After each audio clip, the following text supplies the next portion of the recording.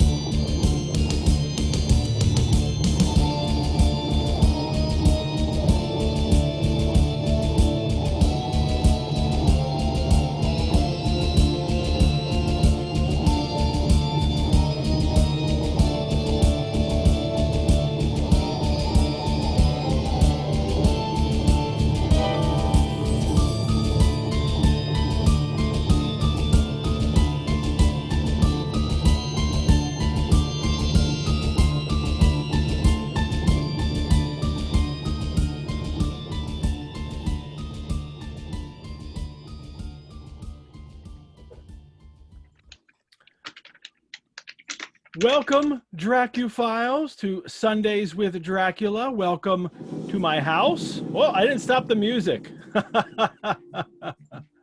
All righty. I should do that.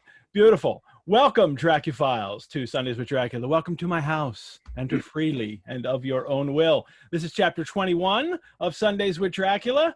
I am Edward G. Pettit of the Rosenbach in Philadelphia, the home of Bram Stoker's Notes for Dracula. Over 100 pages of outlines, early plot ideas, and research notes compiled by the author over the 7 years he developed and wrote the book.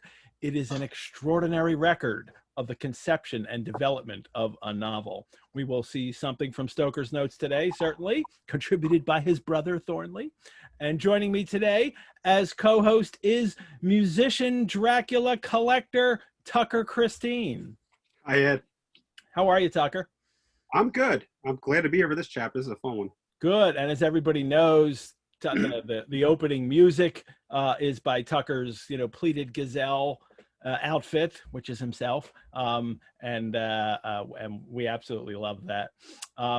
And we have a special guest today, but we're just looking at his phone right now. So I think I may wait for him to come on the screen before I introduce him. The title card that you guys saw just a moment ago was a little bit of fan art for the show done by Stuart Ramon Hocking, and he's been posting them on Facebook, and that is one of them that I absolutely love. And here he is joining us is a very special guest, Kim Newman. Kim Newman is a movie critic, author, broadcaster, contributing editor to Sight and Sound and Empire magazines. His fiction includes Professor Moriarty, The Hound of the D'Urbervilles, An English Ghost Story, and so many titles, I would spend half the program just saying them. He is best known to this audience, most likely, as the author of Anno Dracula, which has spawned a plethora of sequel novels and stories. The latest in that series is Anno Dracula 1999 Daikaiju from Titan Books. Kim, welcome to the show. Very glad to be here. Awesome. It is so great to have you. I cannot wait to talk about this chapter because this chapter 21 is special for Anno Dracula. Absolutely, yes. And that is what we do here on Sundays with Dracula. We illuminate, unravel, disentangle Bram Stoker's novel about bloodsuckers in the 1890s, one chapter at a time for 27 weeks. Bram Stoker's Notes for Dracula are just one of the many gems of the Rosenbach's collections. You can go online. You can see some of our collection guides, gallery gateways from past exhibitions, and all the brand new virtual programs and courses we're creating. Actually, the Rosenbach is opening in October to the general public.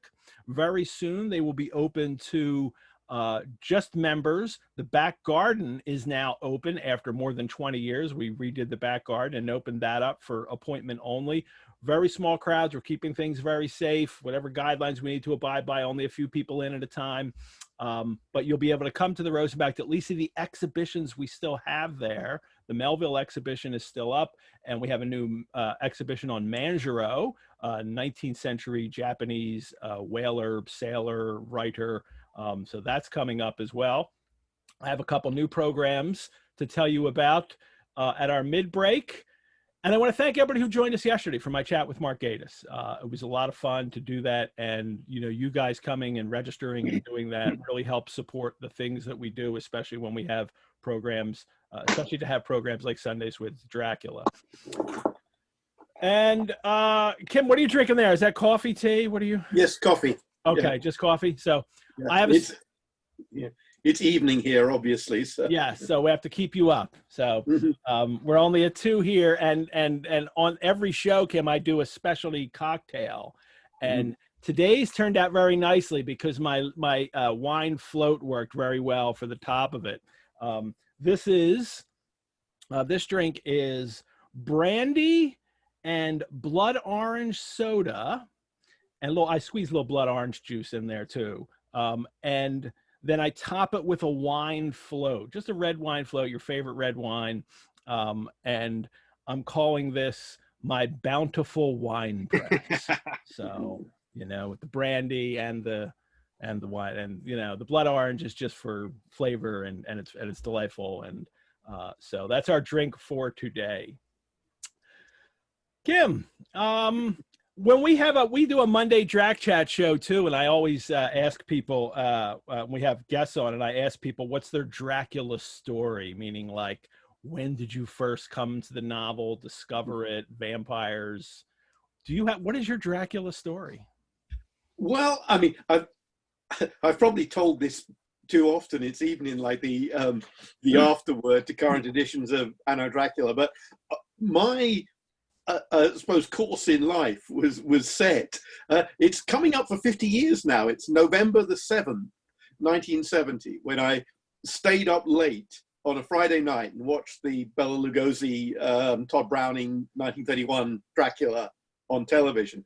And I know it was one of those things, it just coalesced, and sort of within a day of watching it, I could have sort of declared myself a horror fan, a monster movie fan, a film fan, literature, and back then,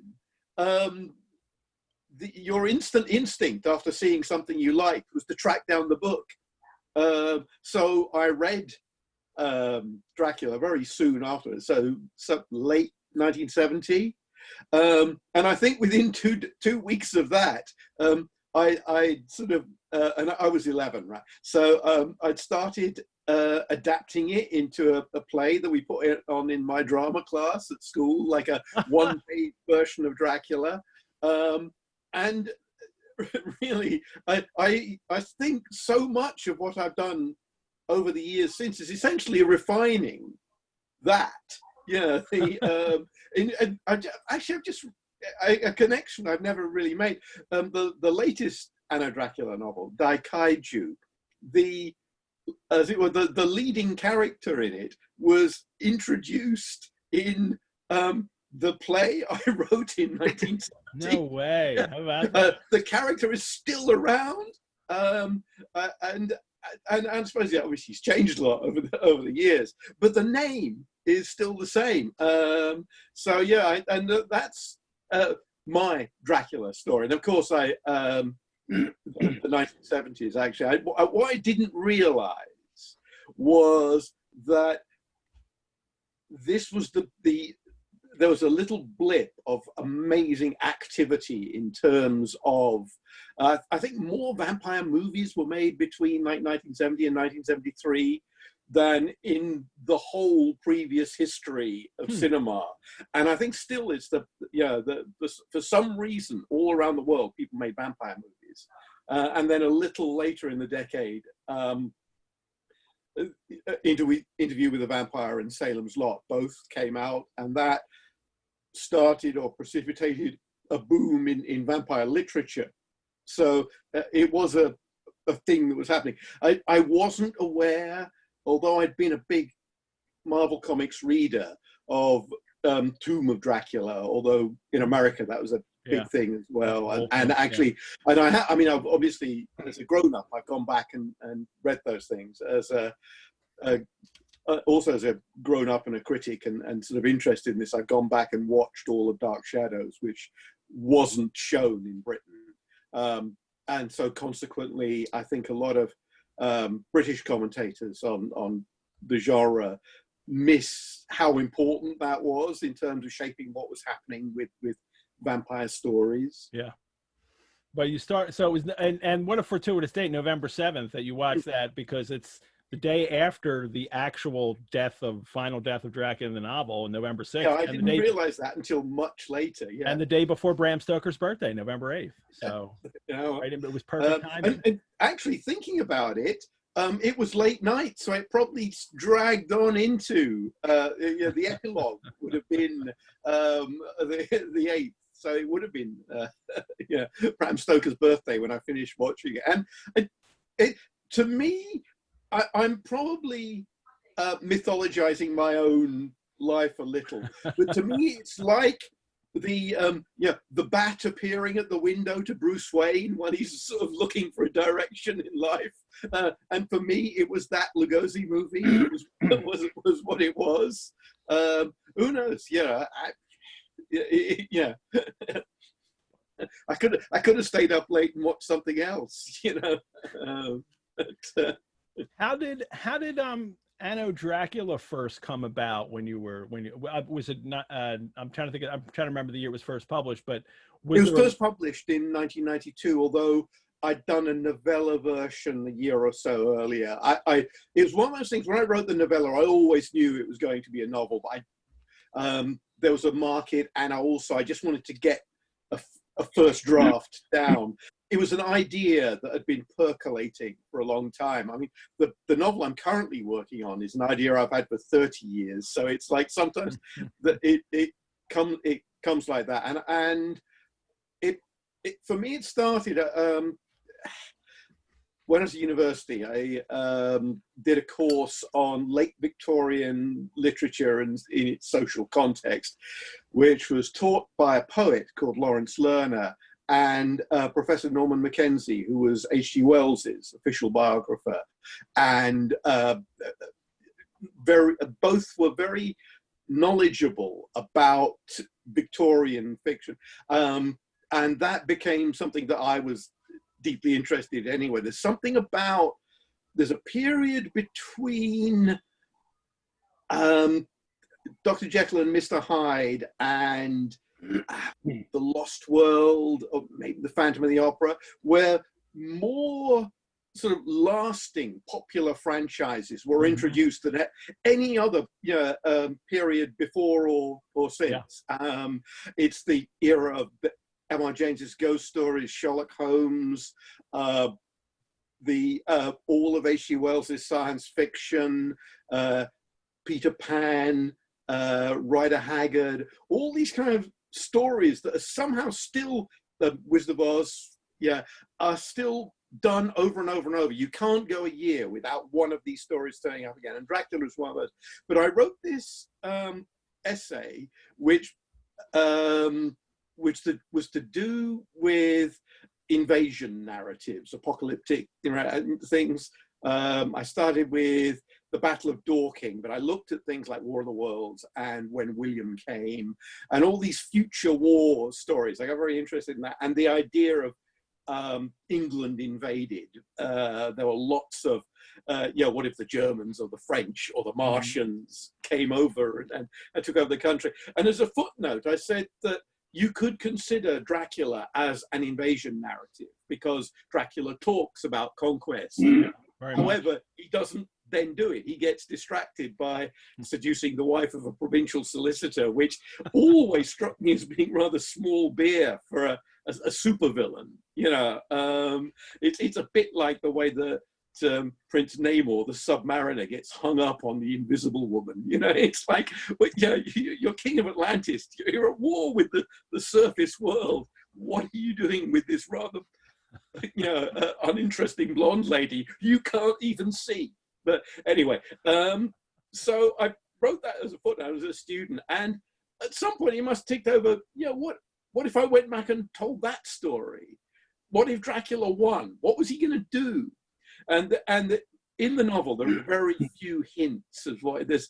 Van Helsing has this line about, he'll create an order of beings whose path leads through death rather than life. No idea what that actually means, but it sounds kind of cool. And then there's the sort of notion of as a conqueror, what was he going to do? I mean, was he just going to be content to be some kind of serial killer? Or would he, accumulate political power or financial power? The book, as I'm sure you have noticed going through it like this, is full of so much stuff. No wonder we're still chewing over the bones all these years later. And there's a whole thread in the novel about money. There's that wonderful moment where Dracula is stabbed and he bleeds coins. And when you first see Dracula, he's looking for treasure in the Carpathian Mountains. It's like, he's almost as obsessed with cash as he is with blood. So plainly, he has some kind of notion of what he wants to do. And I just decided that it would be interesting to write a novel about what would have happened if he had, won.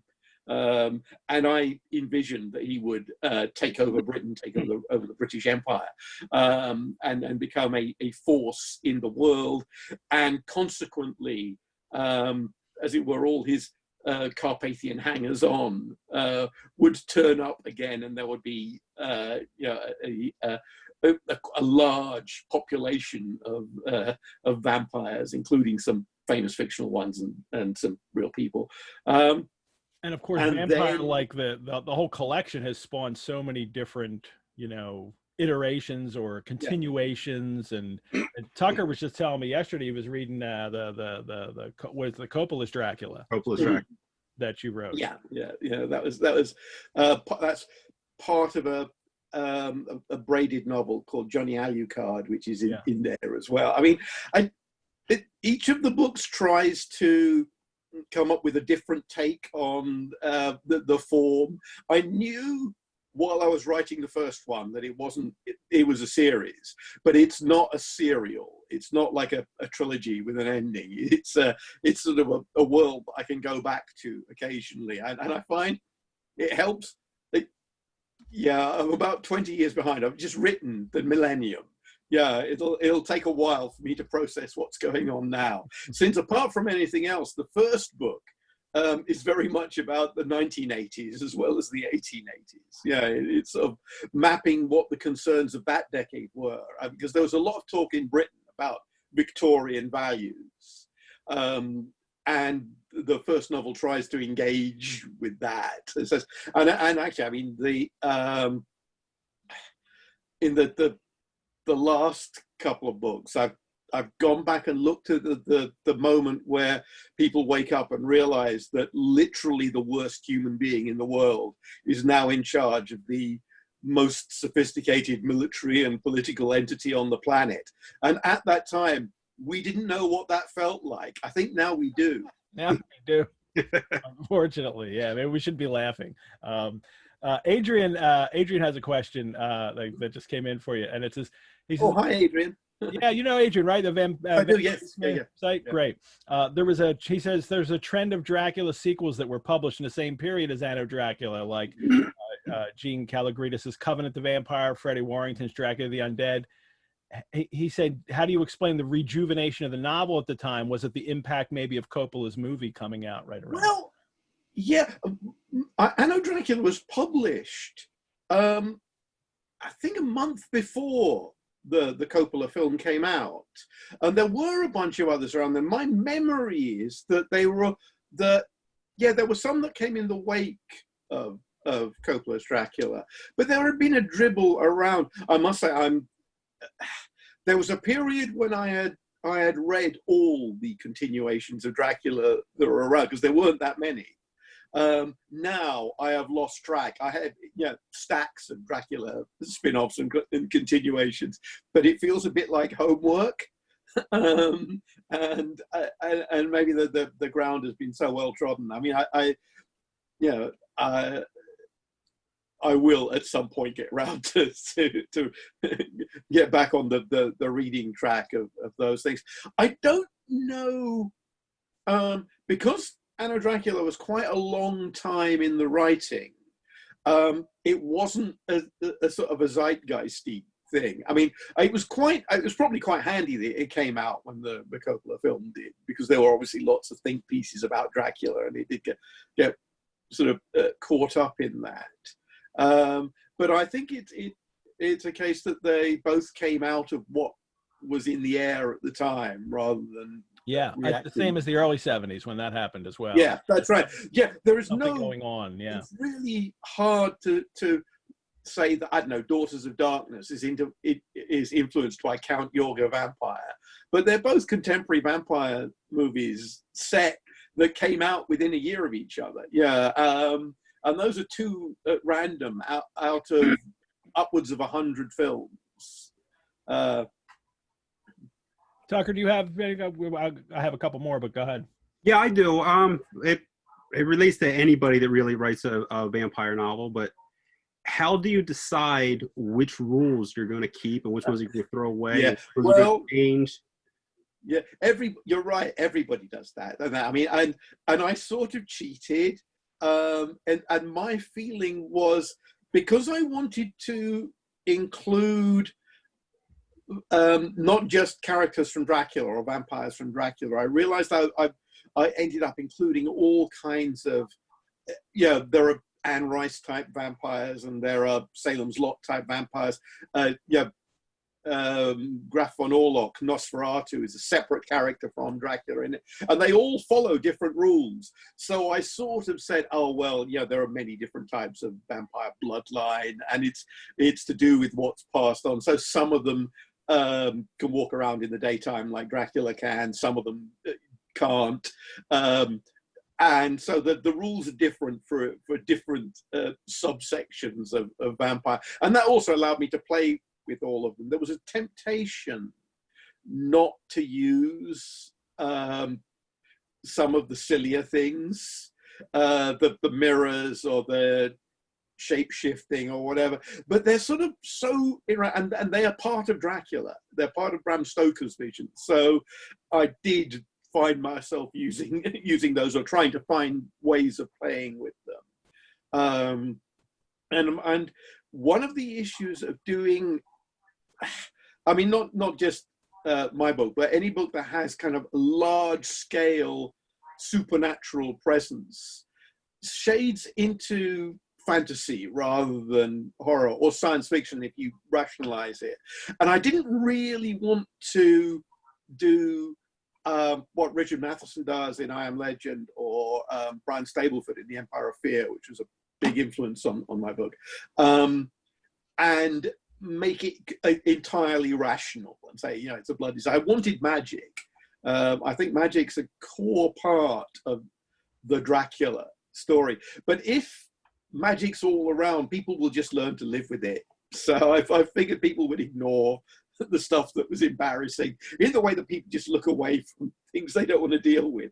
So yeah, I picked and matched, and whatever works for the scene or the story.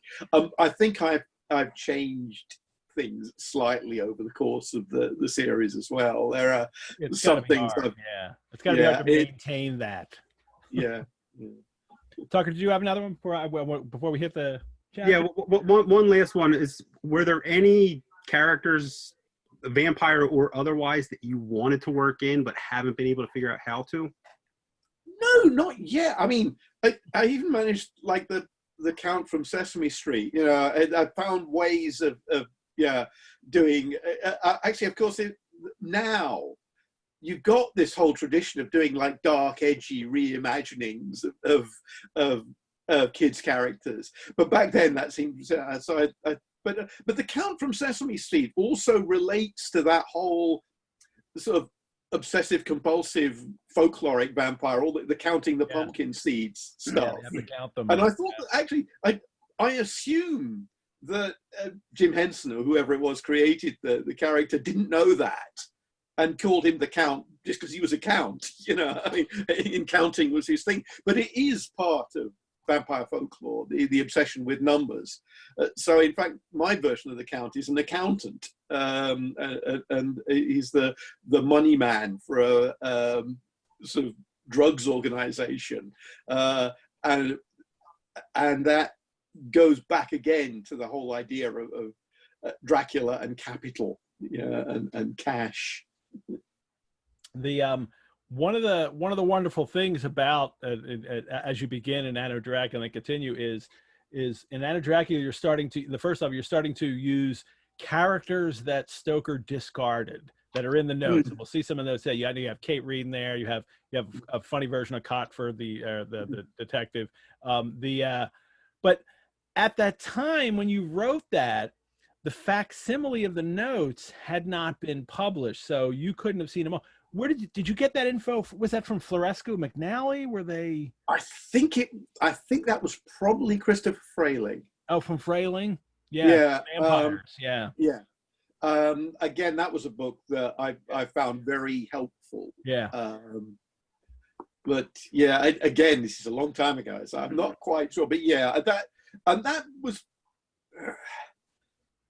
Yeah, the one that I've used most is Kate Reed, but who is just a name in the notes. Yeah. There's nothing, but I intuited it's like the way that astronomers used to work out what planets were by the gravitational pull of other bodies. I worked out that if Mina is your center and Lucy is at one side of her, then Kate would have to be at the other side. Mm-hmm.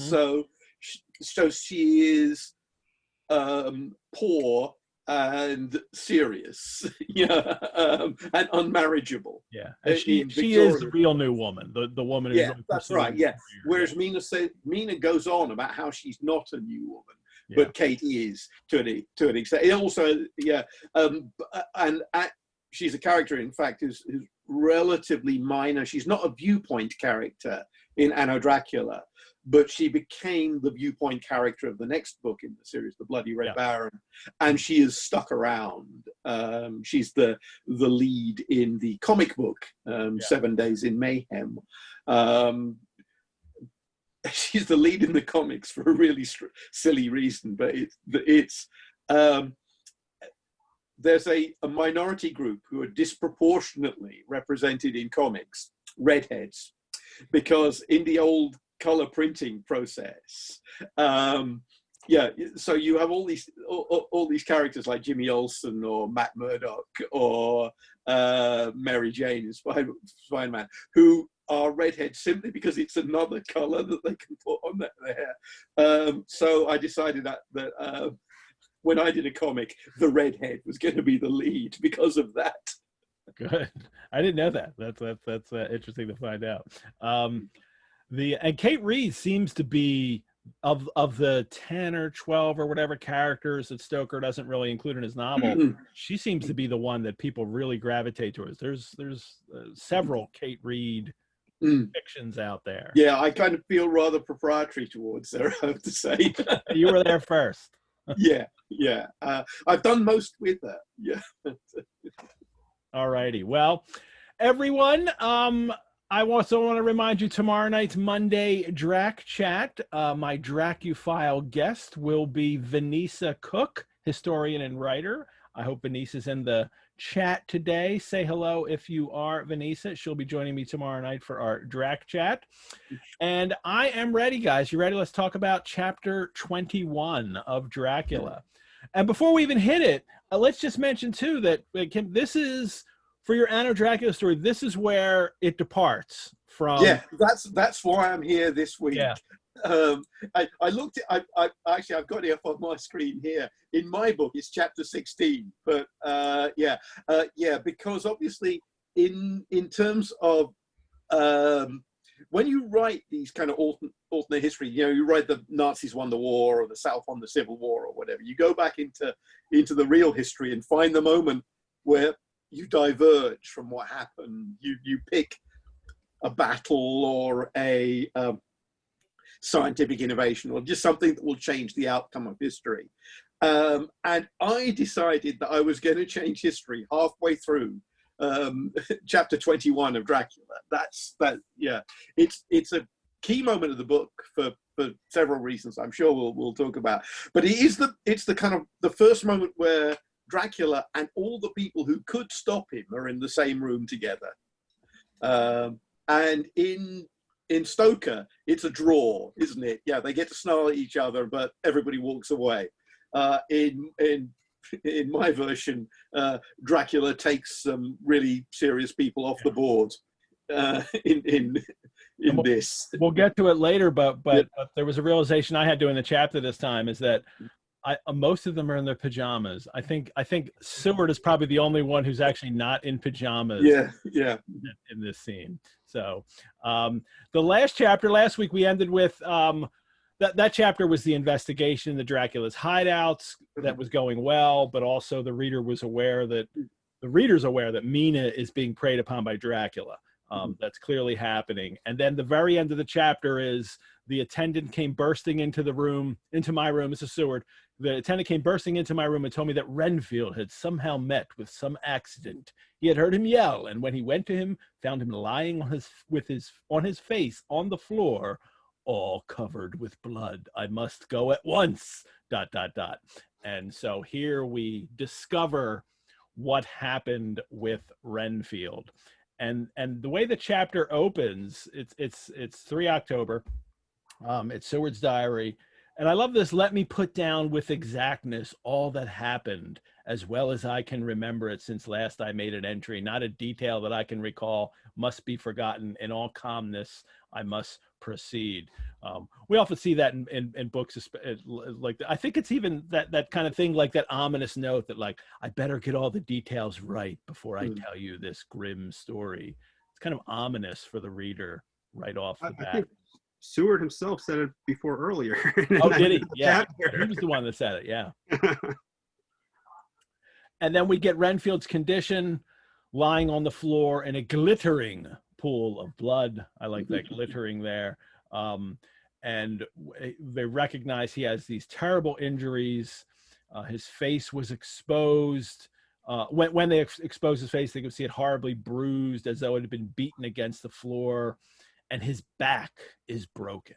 So they immediately pick him up and put him on a bed. You know, clearly which you shouldn't do. Yeah. What you don't want to do with someone with a broken back. But hey, they're doing their best with their 19th century medicine, as we will continue.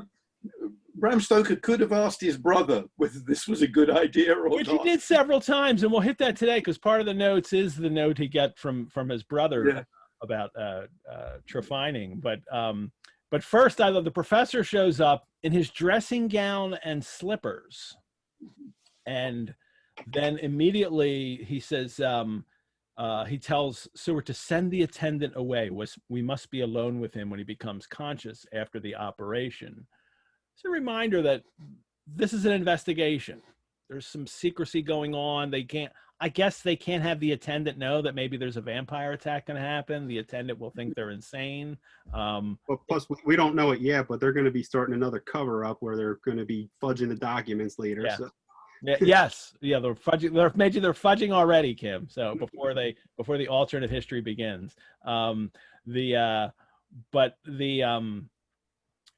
to worry about what people are thinking about, you're in a madhouse to begin with. So whatever Renfield says, I think there's cover there already that it's the ravings of a lunatic.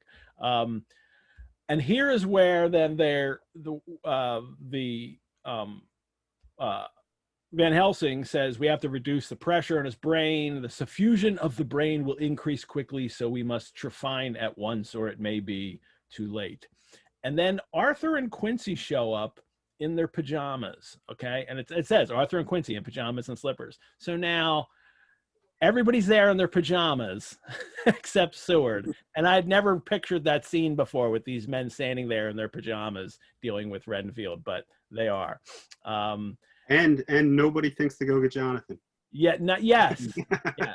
So, well, hey, maybe he's off with the bride sleeping. That, you know, that's their consideration for him. Van Helsing is figuring out how to trephine here. Just we shall wait just long enough to fix the best spot for trephining, so that we may most quickly and perfectly remove the blood clot, for it is evident that the hemorrhage is increasing. Now, here's where I want to bring in the notes, because actually a little something first, because Seward then says, I dreaded the words that Renfield might speak. I think this was an unusual little thought of some sort. I dreaded the words Renfield might speak. I was positively afraid to think, but the conviction of what was coming was on me, as I have read of men who have heard the death watch. What do you guys think of that? Is that a hindsight comment that he's making, or is he just dreading the fact that Dracula is there now? Either of you? It's probably hindsight, because he's writing it after the fact, obviously. I don't know that Stoker meant it that way. I think Stoker just meant it as he placed it there as something ominous. But yeah, of course he's not writing it; he's dictating it, isn't he? Although I think Stoker forgets that at this point in the book, the whole keeping the diary and phonograph thing has sort of gone by the wayside, because it's full of reported speech and all this kind of stuff you wouldn't do if you were dictating a medical report. Yeah, no, I think it's maybe pushing the ominous button a bit too often, to be honest. Well, that happens.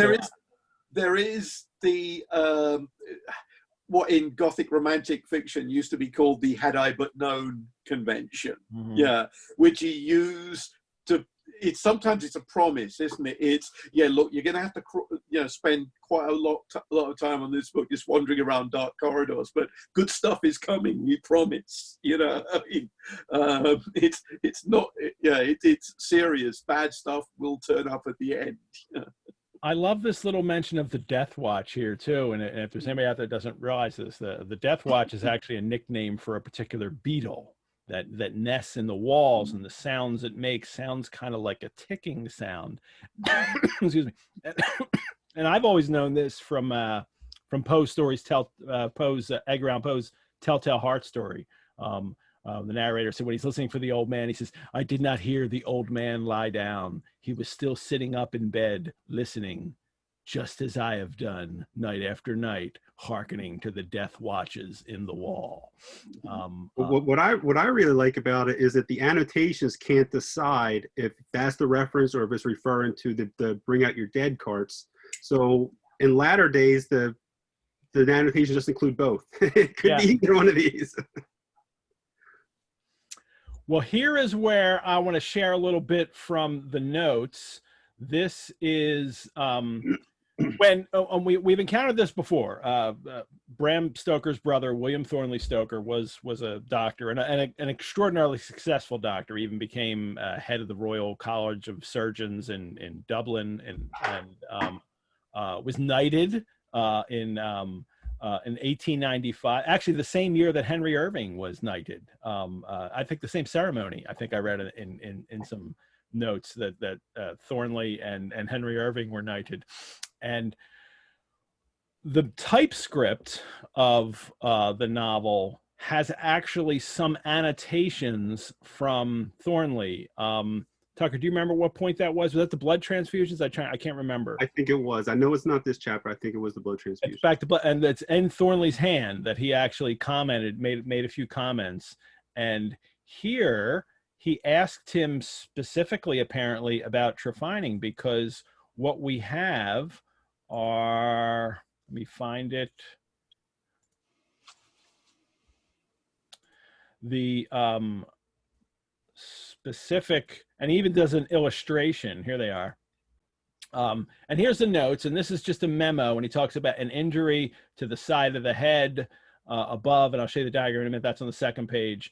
Actually, I'll just show it now, and it is here. And the text of this is just medical information. An injury to the side of the head above and above the ear would produce symptoms in the opposite side of the body. If a depressed fracture, the symptoms would be probably immediate, et cetera, et cetera. Then he says, if the pressure began at 1 right here, the leg would be paralyzed. If at 2, the arm. If at 3, half the face. And then he mentions trephining to remove the depressed bone or to give the surgeon opportunity to remove the blood clot might give instant relief. I have seen a patient in profound coma begin to move his limbs and curse and swear during the operation. During the operation, people, there's no anesthetic for that. He's not talking about anesthetic. He's talking about drilling a hole in someone's skull and they're awake and they wake up while it's happening. And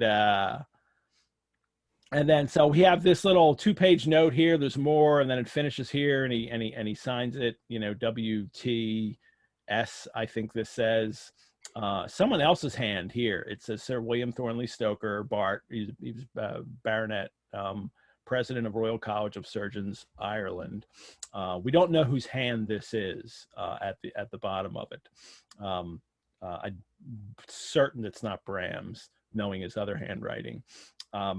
But Stoker gets particular, operating, or diagnosis from his doctor brother to incorporate into this novel.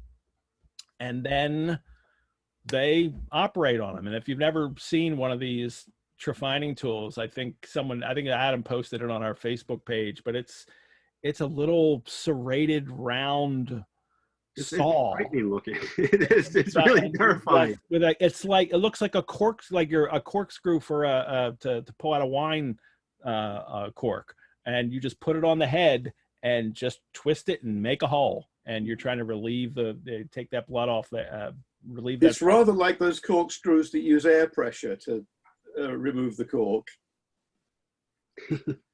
And that's what they need to do for Renfield. They perform the operation. There's no time to lose, Van Helsing says. His words may be worth many lives.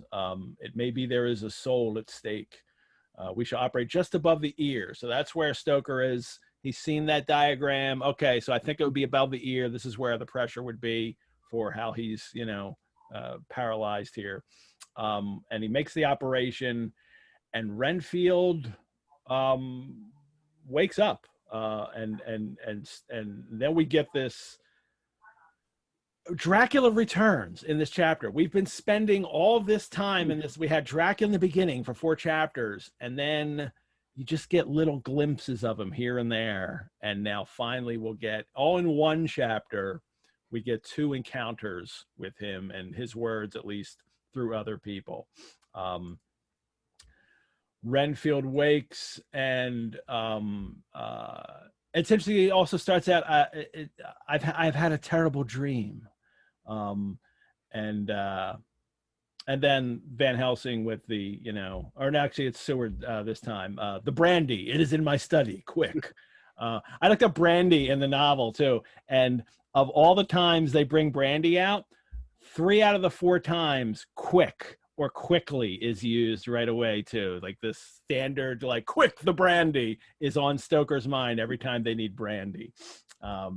And my preferred treatment as well, everyone. And I'm drinking it today. So there you go. One of the reasons why it made it into the drink today. Renfield looks at them. I must not deceive myself. It was no dream, but all a grim reality.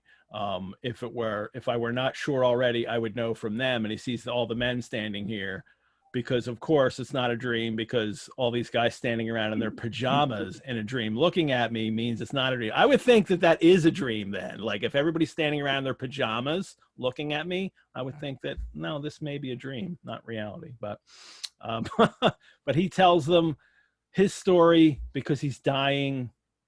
Wet my lips with the brandy again. Sudden, he says he was in an agony of despair.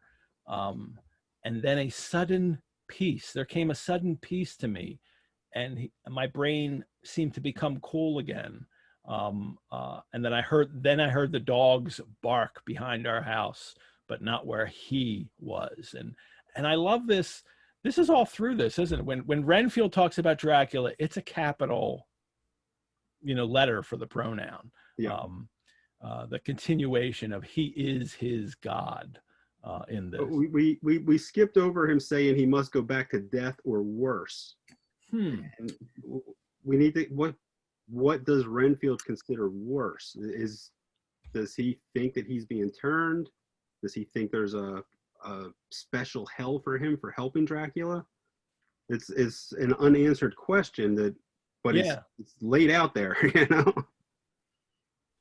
Is that his way of is he afraid of being a vampire in a sense by that phrase? Renfield is such an enigma. He's so weird, and there's so many questions around Renfield that is I don't even know how to go about looking for answers for Renfield. Yeah, I feel that I have but a few minutes, then I must go back to death or worse. I don't know. I think it's a fear of the hereafter, right? Does that make sense to you, Kim? Yeah, I think that's what that means. But there's a line in the Lugosi film, isn't it? Of worse things waiting than death. So maybe it's a theme of Dracula stories that, and actually, I suppose throughout the novel there is a subtext that death is good, isn't it? When people die, they're peaceful. Even Dracula is peaceful when he finally dies. But the being suspended between life and death is supposed to be agonizingly terrible for everybody. Yeah. I mean, I think for these characters, that perpetual life, that corporal, immortality is not a good thing, and perhaps that is the worst that he's afraid of. Even though he is actively asking Dracula to, give him this. Yeah, you have to. There is also another reading of the fact that he, like a lot, because he's a minion, isn't he? He's in contemporary terms, he's a beta, right? He's telling the strongest people in the room at any given time what they want to hear. He sucks up. To when Arthur turns up, he does all this snobbish stuff about being in the same club as an aristocrat. The way he addresses his doctors is sort of cringing as well. So of course he's a born groveler and sniveler. So he may well be tailoring even his dying confession. It's shot through with ambiguities, but it is addressed to an audience.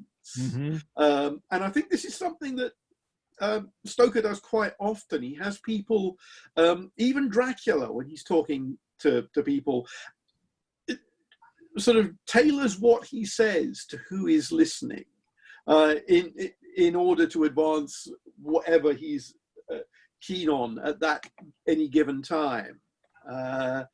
And of course, the novel is full of people who are lecturing each other. Well, we finally get the Return of Dracula there, and his description, he came up to the window in a mist, as I had seen him often before. But he was solid then, not a ghost, and his eyes were fierce like a man's when angry. And he was laughing with his red mouth, the sharp white teeth glinted in the moonlight, when he turned to look back over the belt of trees to where the dogs were barking. Great image of Dracula out there appearing out of the mist. And it is the image that Stephen King uses in Salem's Lot, and which you see over and over again, the vampire at the window. Yeah. And again, there are nice little things here. Fierce like a man's when angry. So he's not a man, right? Yeah. This is something else. Yeah. And laughing. I love the mocking laugh that the Dracula's having a good time with all of this. And I have to say, in this chapter, Dracula is at his most melodrama villain, pantomime villain. This is the kind of the cloak swishing Dracula that sort of became rather easy to parody later. But here is where Dracula plays a villain in the way that Richard III plays a villain. He says, Dracula began promising me things, not in words, but by doing them. And the professor says, how? And he says, by making them happen. Just like, you idiot. I just said, by doing them. Just as he used to send in the flies when the sun was shining, great big fat ones with steel and sapphire on their wings, and big moths in the night with skull and crossbones on their backs. And I like Van Helsing's annotation to everyone else. The Acherontia atriopos of the Sphinges, which you call the death's head moth. Van Helsing playing the nerd in the background here, describing what moth he's describing. And that's really fascinating too, because I'm sure many of you have seen pictures of this moth or know it from other fictions. This is the one of the pictures that I came across online here, that this seeming almost looks like a skull here. I love the way this was used in Silence of the Lambs in Thomas Harris's book, and then for the movie, the artwork, they used the Salvador Dali picture where the skull was made up of actually naked silhouettes of put together to form a skull, which you don't know until you really look at it closely and examine it. But this death's head moth is... And actually, Van Helsing is wrong. In the UK, it's technically a death's head hawk moth. The hawk mouth. Yeah, I was wondering about that, and that is true, because I was seeing it listed as two different things. Yeah. I wonder where Stoker comes up with this. I was just wondering, I tried to do some quick searches in 19th century fiction of people using it, and I just don't know if it's a popular thing that people know about, but if it's ever used in fiction very much. Poe uses it. There's actually a little story called The Sphinx, which is kind of a joke story that he uses it. But to think that there might be two Poe references in one chapter also makes me think that perhaps that could be where Stoker pulled it from, or there could be two Poe references.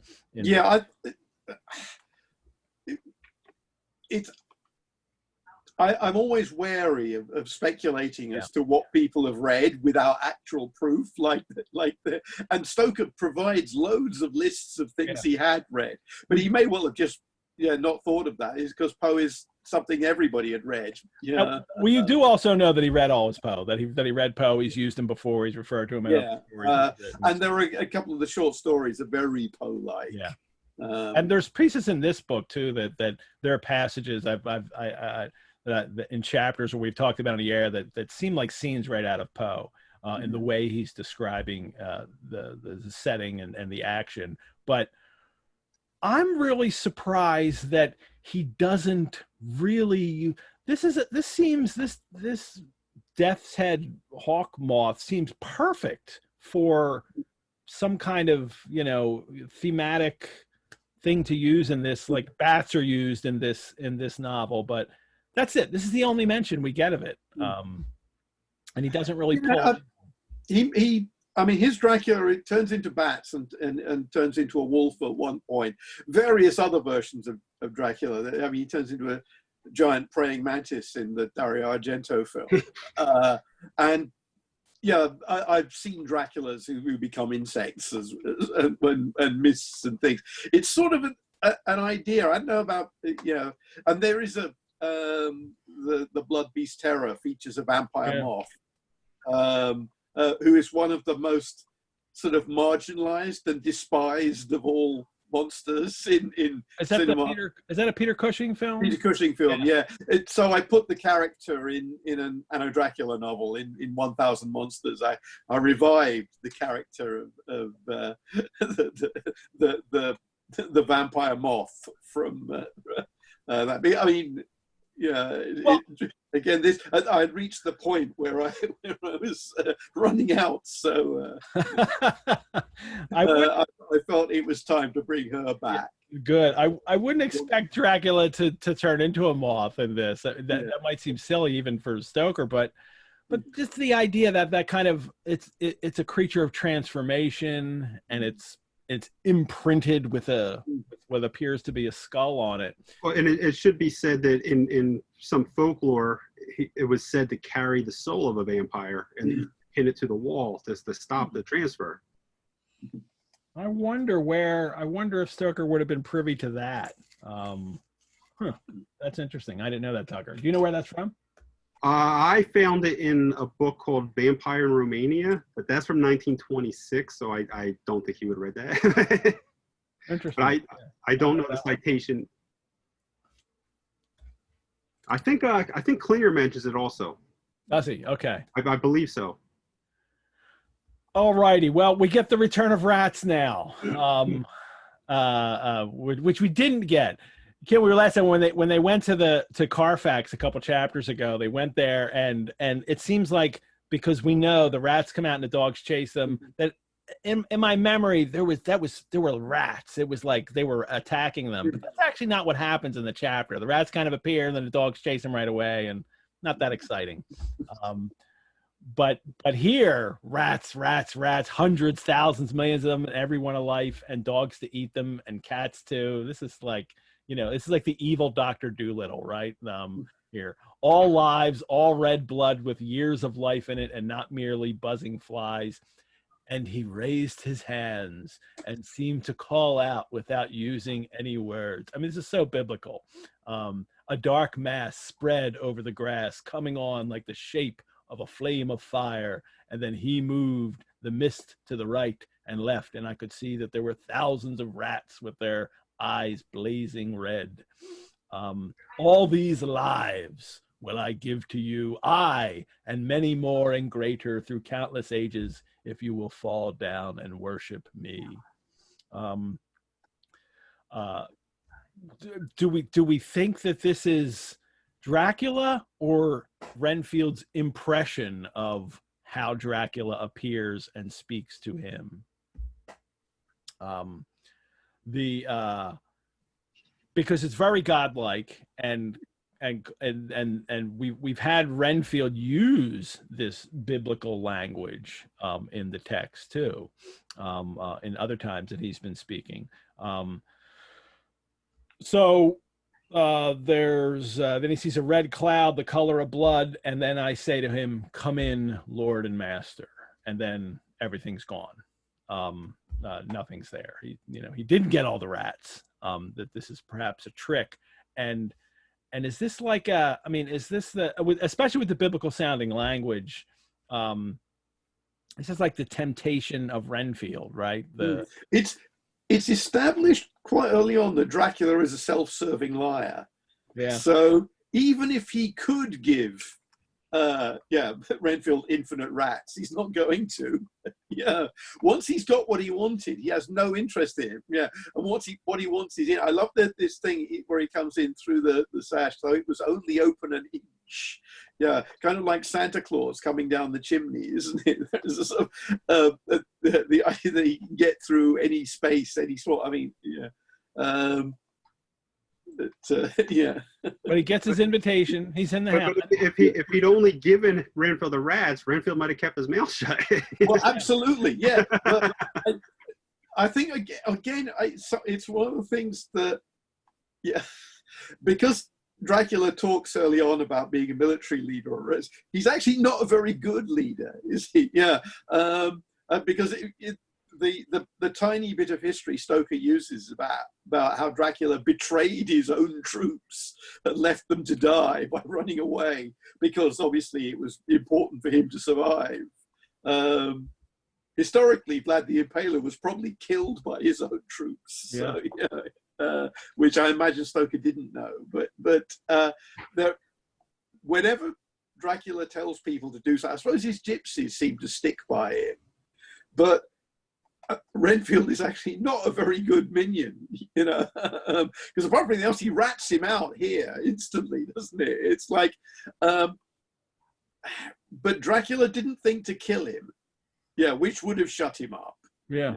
Well, that really goes that Renfield's not a good minion. That really kind of goes a lot with what's been happening in this novel, especially with the lower orders in this novel. Every time Stoker describes them, they don't have any respect for Dracula. They argue, Yeah. they make jokes about him. Yeah. And to be fair, in the horror genre, minions are always unreliable. Isn't Yeah. it? If you want a brain stolen, don't ask a hunchback. Yeah, you'll get the wrong one. Always they rebel against their master at the end, isn't it? Yeah, the reliable minions just don't. Even in the movie Minions, there is a sequence where they're the minions of Dracula and they ruin his life. So.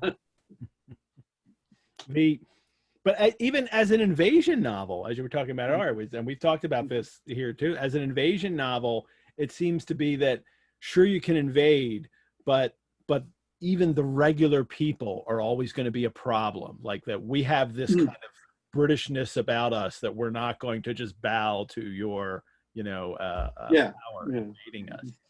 And neither does Renfield. In the end, Renfield decides I want to be on the side of Mina.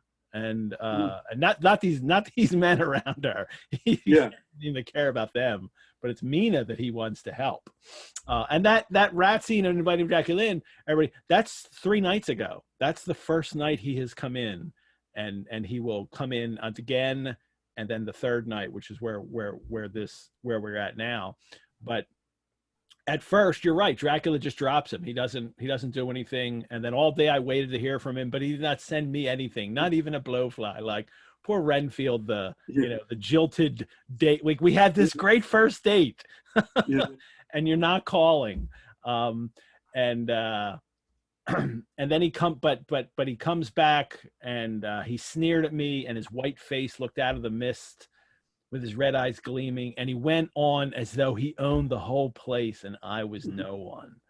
And this weird line, right? He didn't even smell the same as he went by me. I couldn't hold him. I thought that somehow Mrs. Harker had come into the room. He smells differently now that he's feeding on Mina. And what a strange thing for Renfield to notice, but it really illustrates how tied he is to Dracula, or how much he's devoted to him, that he even recognizes his scent, and when his scent will change. But he also recognizes Mina's scent too. Yeah, That's right.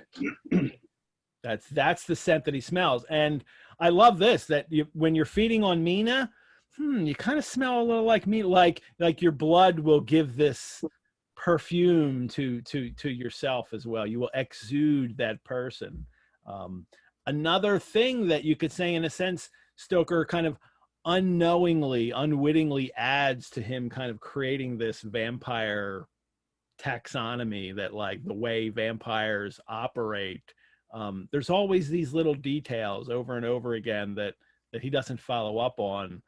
And doesn't even, I'm sure he's not aware that he's saying that when you feed on someone, then you smell like them. But there is, this novel is remarkably full of just making stuff up as it goes along, and then dropping it. There was that whole bit earlier about how maybe vampirism was down to radium deposits in the Carpathian Mountains. That lasted about a page and a half, and then is never mentioned again. And sort of been like wiped out of the history of vampire stories. So much of it is just pulled out of the air and slapped on the page. And yet it's not, I think, a careless novel. No, I he think spent there is 7 years working it all out. He really did. Yeah, You know, there is a we sense have that evidence. that yeah, a modern novelist doing this, and maybe a modern copy editor, would have gone through and checked for consistency of tone, and maybe have asked for some to drop some of the things that don't go anywhere. But actually, I think that's one of the strengths of the novel, is it's full of essentially non sequiturs, because it is a novel that invents its genre as it goes along. And the fact that 3/4 of the stuff that's invented in Dracula has been used over and over again, and it's the kind of thing that you now just think are part of the conventions of the form. And yet there's this other stuff that's never been touched again, because for some reason it didn't stick. It doesn't work. Or other people can now pick up those threads and put them into their, mythology. But I love that too, especially because I think that Stoker does this work, but it really is a difference of he just needs to know, I need to create this vampire. I don't need to be particular about the details. And because he did that, because he put so much into it, later that defines what you're supposed to do with vampires. Like, you have to address the rules, even though he doesn't do it exactly. He begins that process for us. So I think he put in just enough detail for us to care, and just enough ambiguity for us to make up the rest that we don't understand. Yeah. Mm-hmm. Well, Mina comes into him, and he sees her, and now he's not as interested in Mina, because she didn't look the same. I don't care for the pale people. I like them with lots of blood in them, and hers had all seemed to have run out. And he's noticing. He noticed right off the bat. He knows Dracula's been here. He knows Dracula smells like her. He can see that she's being fed upon. And it made me mad to know that he had been taking the life out of her. We've already seen how jealous Renfield is. When the porters came to take the boxes of soil, and perhaps Dracula was in one of them away, he's right out fighting them. Like, he doesn't want anybody to come in between between Renfield and the master. And this is when he comes at night, and so after this, now I saw the mist stealing in, and I grabbed it tight. I love this little description he gives you. I'd heard that madmen have unnatural strength, and as I knew I was a madman, at times anyhow, I resolved to use my power. I held tight, and I thought I was going to win, for I didn't mean him to take any more of her life till I saw his eyes. Now this is interesting, because he's just recognized that he's jealous that he doesn't want Dracula feeding on her, but not for her sake. He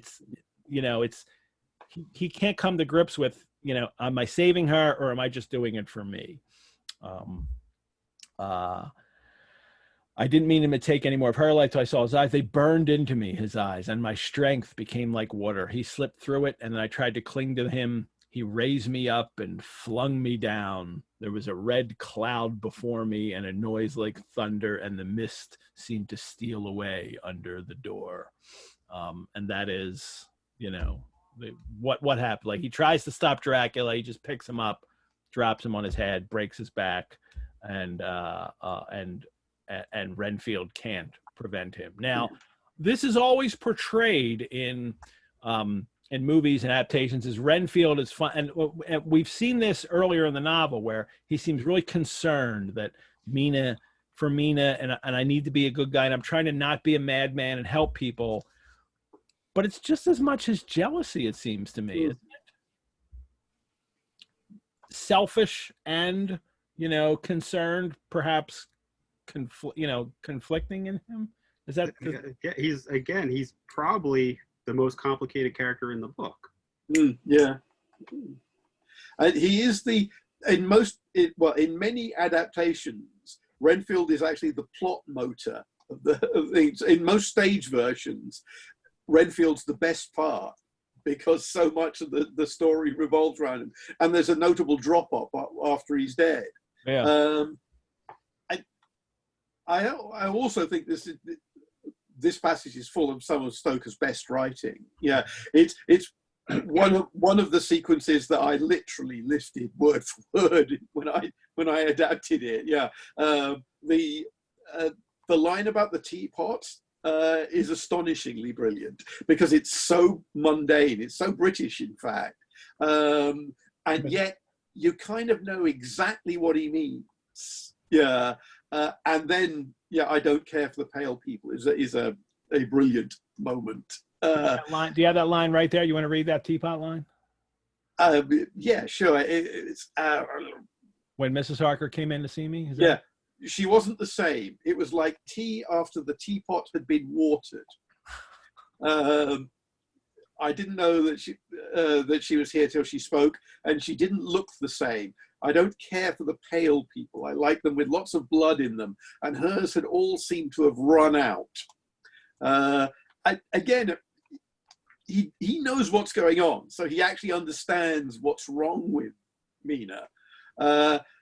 But there's something about the way that she becomes less, and I think that's one of the things that Dracula does to people. They become less than themselves. They become sketchy in the antique and the contemporary sense of the term. They become ghostly, sort of phantasmal. Obviously when Lucy basically becomes an urban legend. But Mina here is sort of, actually, she's becoming, the Invisible Woman. And I think that although there is a sense that Renfield is jealous of his relationship with Dracula, he's also jealous of other people's relationship with Mina, because Mina is the moral center of this novel. It's almost like everybody in this book is defined by how they relate to Mina. Well, we're just about to get to Mina. Yep. Before we do, I want to take a little mid-break here to thank everyone who tuned in for yesterday's special Saturday show with Mark Gatiss. It was a lot of fun. I thought Mark was engaging. He was fun to talk to. We laughed so much during yesterday's show. It was really great. If you are already a Rosenbach member or a member of the Dracula Club, you received 50% off the registration price of that program. And we're bringing that back, that special offer. We're resurrecting it, if you will, the Dracula Club offer for the Halloween season. You can join the Dracula Club. You get a full year membership to the Rosenbach for $30. That's $25 off the regular price. Members of the Dracula Club get free access to our Monday Drac Chat program, which we'll have tomorrow night. You also get 10% off any reading courses we do, 50% off any Rosenbach programs, like Stoker on Stoker on October 7th, when Dacre Stoker will come and we'll do a virtual multimedia presentation of Bram Stoker writing the novel.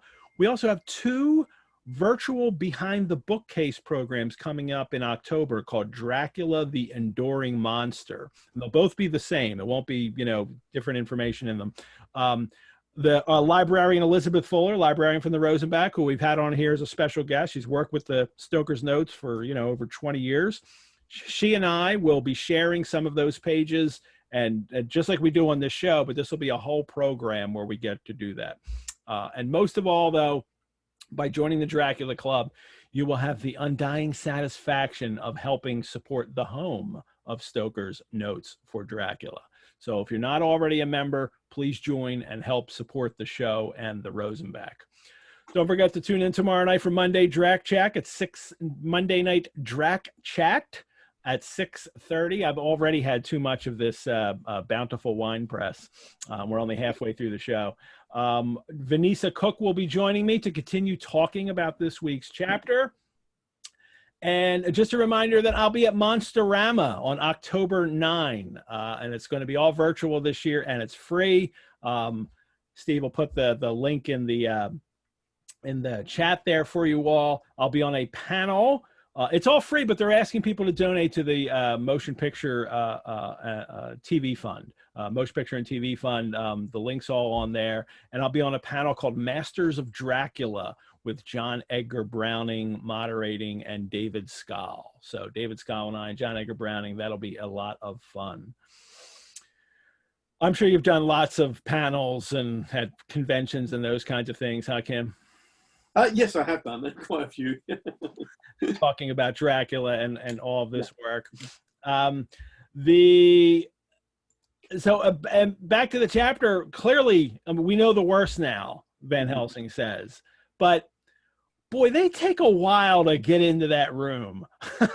And you would think that the second he mentioned Mina, bang, they're out the door trying to go save Mina and see what's happening here. But at least they hurried. He says that we hurried and took from our rooms the same things we had when we entered the Count's house. I'm assuming like the crucifix and the whatever else I can't remember what else they had themselves. Van Helsing has all his stuff ready. And alas, that dear Madam Mina should suffer. He stopped. Stop stopping. His voice was breaking. But I do not know if rage or terror predominated in my own heart. This is Seward talking. And then they get outside the door and they stop again, right? Should we disturb her? We must. If the door be locked, I shall break it in. May it not frighten her terribly? It is unusual to break into a lady's room. I love this odd Victorian decorum happening at this moment of danger that they all assume that she is in, and she is. And two, they're all in their pajamas. I don't think they had time to get changed, or maybe they did, but all these men are standing around in their pajamas except Seward, and then they break the door in with a crash. It burst open. And Kim, in your chapter in Anno Dracula, you really use a lot of this language, right? It's because it's Seward describing. Yeah. My Seward is slightly different from Stoker's in that he's mad, but or madder. Yeah. But no, I blatantly just lift bits and pieces. Well, then change it. But also, this is the way it starts. This is the moment where it changes, and I realized, look, because I'm looking at this thing I wrote many years ago now. My actually, it's quite in tune with Stoker. I think it's Quincy's fault because he's the one who always seems to barge in and not think of it. Yeah, because he's the man of action. He's not hesitating, is he? But also he in my version he runs in and gets killed. Because I don't see it technically why Dracula doesn't kill all these people. Yeah, in fact, Dracula's body count is quite low for a supposed master villain. It's interesting. Most adaptations sort of toss in a couple of extra murders. Yeah, he doesn't even actually kill Renfield. He just sort of injures him and leaves him. It's manslaughter.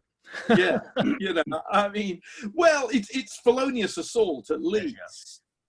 Well, you could perhaps blame, because Renfield will die, as we'll find out, but you could perhaps blame his doctors too. Well, yeah, if he hadn't been picked up, I mean, you can live with a broken back.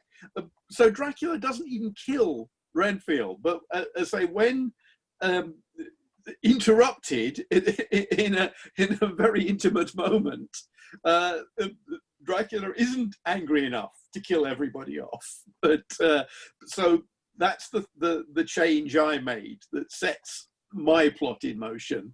Is Dracula looks at Van Helsing's crew of light and decides who's going to die and who he's going to keep, and he works out instantly who'd sell out, and so he does that. Yeah, and he because again, I don't think Dracula is omniscient. He makes some mistakes. He would have done better to kill them all. Mm-hmm. The supervillain always makes that mistake, right?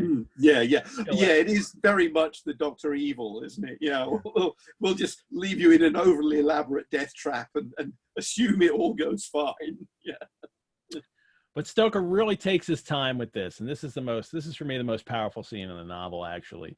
And which is curious because as a writer, Kim, because we have this moment where we have the return of Dracula, and we have this great scene with Renfield, and all in the same chapter. Then we get the big scene with me. Yeah, return. and I don't know if you've going through it week by week by week. Have you felt that the novel has slowed down a bit to this point, and then suddenly there's this jolt of adrenaline that turns it into an action story? Yeah. Whereas previously, yeah, it starts out as a Gothic story, and then it's sort of a slow building atmospheric suspense story, and then there's what I always associate with the middle chapters of the Flash Gordon serials. It's running around corridors. There's a sort of getting all the pieces in place, running around chapters. And here we collide, all the characters get together in a single room. The battle lines are drawn, and now we're on a headlong dash towards the climax. Yeah. The rest of the book is a chase story. And because Dracula is now enshrined as a founding text of the modern horror novel, we tend to assume that that's its genre, whereas I think what Stoker was thinking of more with the sensation novels. Wilkie Collins in particular was a big influence, but it's also what we now would call a techno thriller. Yeah, it's throwing in loads of sort of far-fetched stuff, including lots of weird scientific things. It's got a big international canvas, an international cast of characters. It's a mini-series type story. Yeah, it's a big, fat, chunky bestseller type book. Yeah. It would be more effective as a simple horror story if you trimmed a lot of this stuff out. Very few adaptations keep all of the characters because some of them seem superfluous, but Stoker needs them all. Mm-hmm. They all have a point to make, even if it's to just be representative. Stoker wanted to have an American character in this book, although almost all adaptations drop him. And I think that was to give it a sense of modernity and movement, and the sort of the figure of the action man. And I actually make my version of Quincy dies quoting Sam Peckinpah. So. And I think too we're also very aware of genre in far more than Stoker was aware of it, even though it's clearly the Gothic novel, and then as like maybe the Wilkie Collins novel, and then we're getting kind of a Rider Haggard novel now. Yeah. And it feels like that. There were supernatural novels around at the time, but the idea of a horror novel didn't really exist. Yeah. You could say that Dracula then became the template for the horror novel. Yeah, I mean, the horror story existed in a quite sophisticated way in the 1890s, but the fashion for Gothic novels had sort of died out and had been replaced by the sensation novel. And no one called this a Gothic novel. No one mentions Gothic in any criticism of the 1890s. All those works that we now call kind of Gothic returning, nobody called them Gothic in the 1890s. And if you look at them, Dr. Jekyll and Mr. Hyde is constructed like a mystery. Mm-hmm. Yeah, I think if it has a genre, the genre it would be in now would be the genre of Fight Club or The Sixth Sense. It's you will never believe the ending of this book story. The fact is, we all know the ending now, so it's not. But when it was first read, it must have been, actually, it's exactly the same ending as Fight Club, isn't it? It's where the penny drops. I've had students, 18, 19-year-old students who, and there wasn't a lot of them, but when teaching Jekyll and Hyde, did not know that Jekyll was Hyde. Here's the thing, what does the first reader think is going on in Jekyll and Hyde? Because I think it's the same. You're led down a road towards a conclusion that would have been literally unprintable in the 1880s, which is that Dr. Jekyll and Mr. Hyde are having an affair. And then you come up, no, they're the same person. Yeah, is actually the reversal you get from that.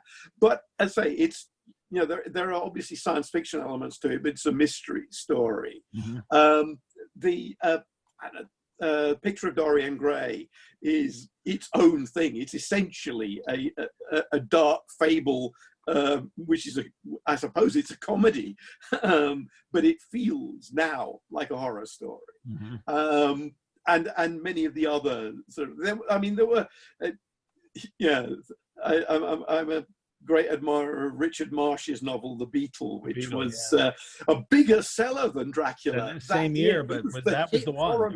Thought, it's like if there'd been awards for best horror novel of 1897, Richard Marsh would have won, and Stoker would have gone home empty-handed. If the fans had been voting for it, where Dracula was a slow burner. But it's not really until the 20th century that the notion of a horror novel, as opposed to a horror story, mm-hmm. The weird novel, the occult novel, really took off. And you can see so many, if you look at something like The Devil Rides Out, it's so obviously influenced by Dracula mm-hmm. in terms of its pace and its structure, and its sort of moral dimension, and many other, and there were a whole bunch of novels that are essentially just imitations of Dracula. The Vampire by Sidney Horler is one, mm-hmm. and it became the go-to book. And it's not really until I Am Legend in the 1950s you get a vampire novel that defines itself by how unlike Dracula it is. And consciously so, too, because he talks about it in the book itself. He talks about it. And yet it's a book that defines itself by Dracula, by not doing what Dracula does. I also think that it does actually do some of the things Dracula does, but on a very conscious level. And then when you get to Salem's Lot, which is what would happen if Dracula had invaded Peyton Place instead of London? The notion of what the structure of Dracula, and because of the cinema history of the property, it's like the Boris Karloff film The Mummy is a rewrite of Dracula. So Dracula is inscribed in the horror genre. It is one of the touchstones. It's almost impossible not to refer to Dracula if you're writing a horror novel, because it does this thing of trying to establish the yes, this really happened, isn't it? Why all the scene setting and the research and the maps and the recipes and the newspaper cuttings, and I've said this recently, it's a found footage novel. It's exactly the same as the cans of film in the Blair Witch Project. It's all this stuff is here to convince you that this really happened. Indeed, the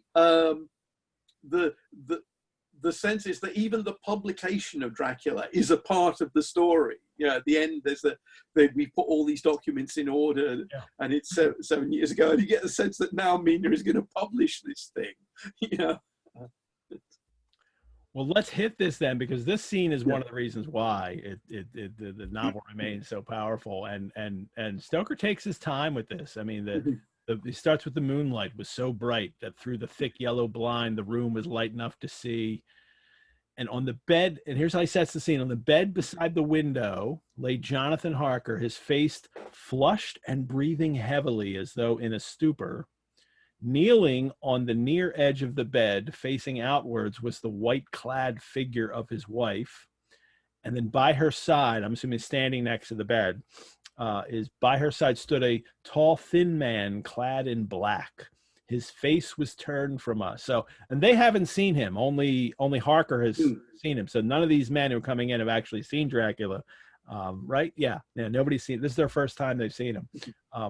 But the instant we saw, we all recognized the Count in every way, even to the scar on his forehead, which was from Jonathan. Interesting, you never see that scar in any of the movies. Yeah. And yet it's here for a plot point. It is so they know it's him instantly. Yeah, and then Mina will mention again later to kind of reinforce this. This is how we recognize him. And I think a reminder, too, that not only did Jonathan once encounter him, but Jonathan is the only one who has actually struck a blow against Dracula. With his left hand, he held both Mrs. Harker's hands, keeping them away with her arms at full tension. His right hand gripped her by the back of the neck, forcing her face down on his bosom. Her white night dress was smeared with blood, and a thin stream trickled down the man's bare breast, which was shown by his torn open dress. The attitude of the two had a terrible resemblance to a child forcing a kitten's nose into a saucer of milk to compel it to drink. That's just grim and gross and clearly this whole scene is erotically charged.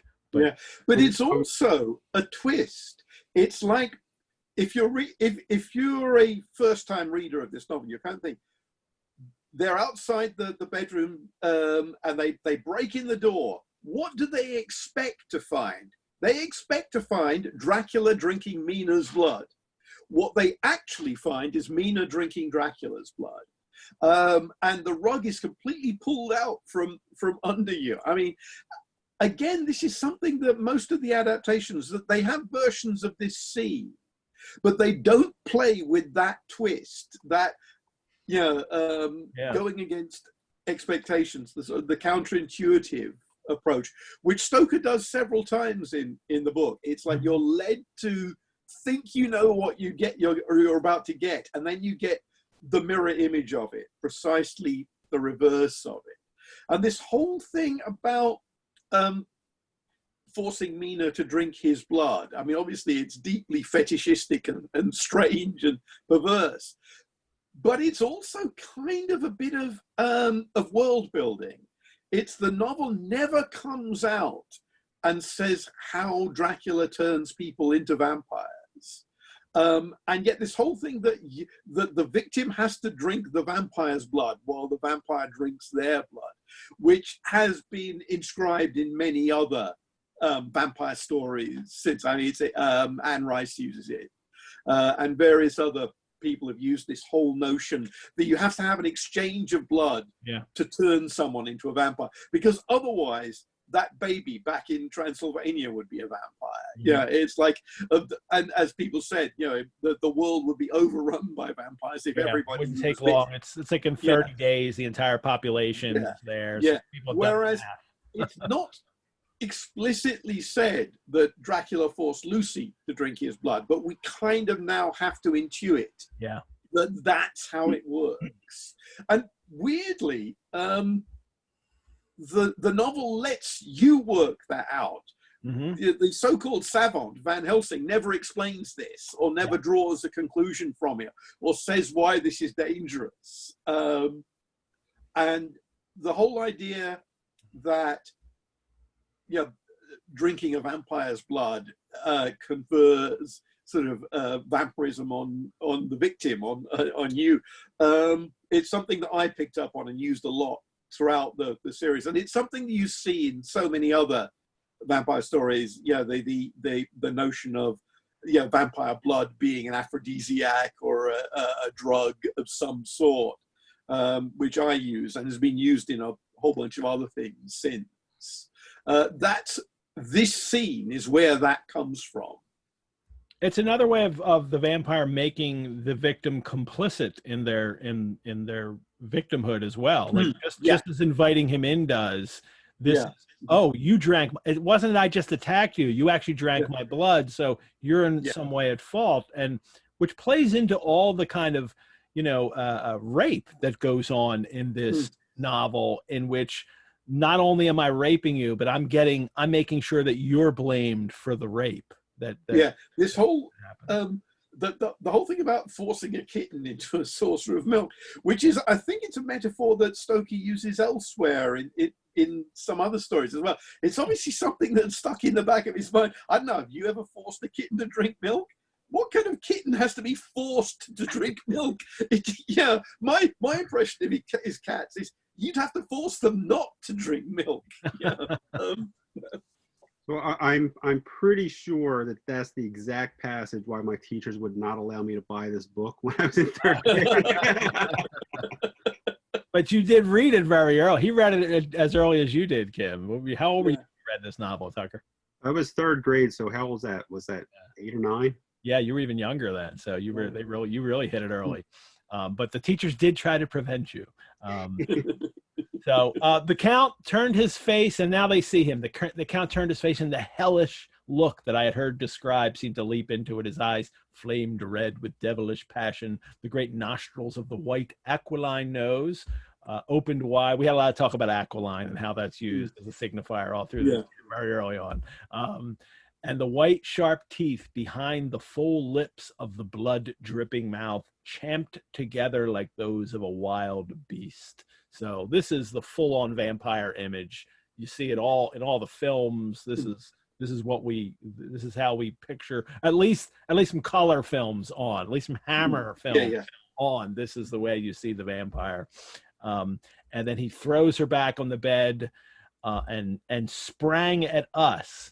But the professor had gained his feet. I skipped that over. The professor actually falls down coming into this room. So not only is he in his pajamas, but he trips and falls and they rush into the room. So I think that's Stoker's theatrical background. That's it is, but it's almost like humor before it gets dark.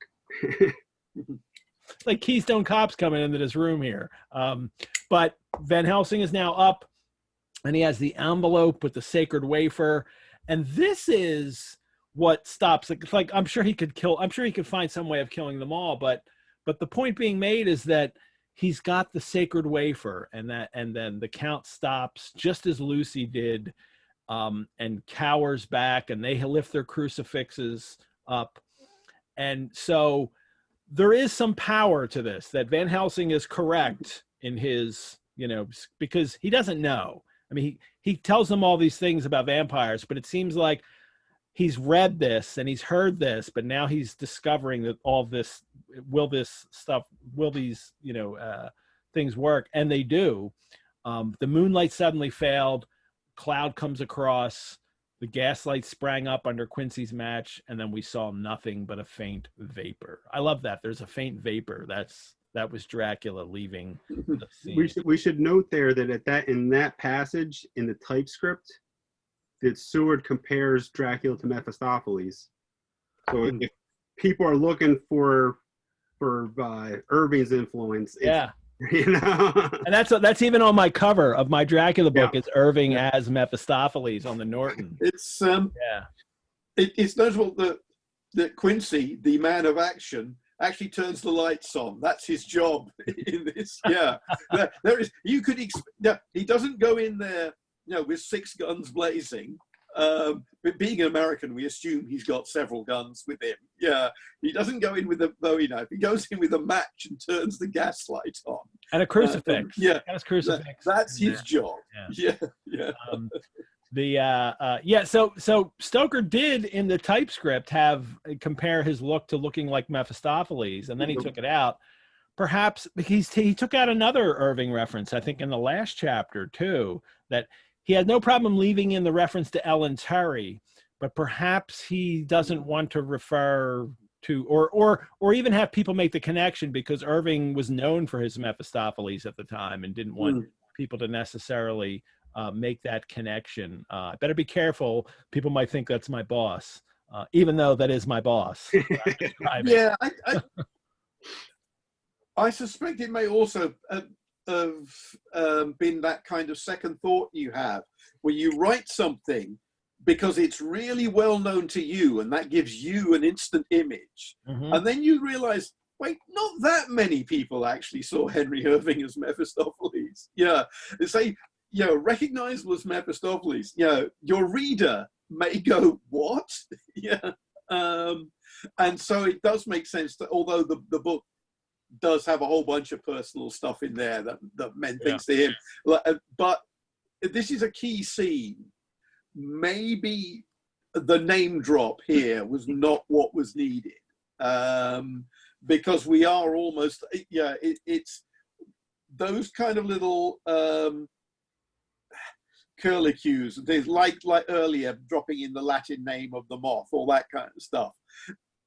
If you put that in this scene, it would be much more disruptive of the the action, and I think like a lot of the highlights of Dracula, this is a memorable image. I mean, Stoker, although not a playwright, was a man of the theatre. And this is a scene, an image. It is. I mean, it's one of the reasons why this book has been filmed so often. Is it's full of stuff like this that, it's written like a script. It's written. It's easy to visualize. It's easy to direct. It's not particularly interior. Seward doesn't actually even tell you particularly how he feels about all this stuff. He just describes it. And well, for an author too, who usually doesn't hold back, it is a little surprising that he then decides maybe that's overkill. Yeah, Mephistopheles, because he doesn't do that often. He's usually like, I'm going to kill you, and I'm going to talk about it. And I don't think it's so much the overkill. I think it's a reference to something else in a scene that wants only to refer to itself. And so we have that, and then we get Mina, and screams so wild, so ear piercing, so she's screaming, and she's covered in blood, lips and cheeks and chin, and it's all over her. And then Jonathan is in this stupor, to wake. I love this, the way they did this earlier too with one of the maids, to flick a towel in the face. Like, really? That seems rough. But they do, and they wake him up. Seward looks out the window and he sees Quincy Morris run across the lawn and hide himself in the shadow of a great yew tree. He's pursuing Dracula. He runs outside. He's pursuing Dracula, or running away. And of course we've talked about this before. The kind of there's all these weird hints and especially in the notes that did Stoker plan or have originally planned something between Quincy and the Count, perhaps being in cahoots. And this is another thing that people can say, throw up as evidence that, like, wow, another instance where suddenly Quincy disappears. And I think that's unlikely. I think that because Quincy is the token American in this book, and I think Stoker looked up to Americans and particular American dignitaries, but he's also in this novel to represent American heroism in the way that Arthur literally represents British heroism. And so although maybe he's not as fully integrated as he might be, he's a sort of superfluous character in some ways, I don't think he was going to turn out to be a baddie in the end. I don't think that Stoker would have wanted to do that. I do think that he's being quite, but actually it's also again notable that in this scene, Dracula could have killed Jonathan and doesn't. There's no particular reason for Dracula to leave Jonathan alive, but somehow he just made him fall into a faint, re-exerting his hypnotic power over him. Could have killed him. He could have killed Quincy in the garden and doesn't. Well, Jonathan awakes now, and he's dazed, but wakes up, and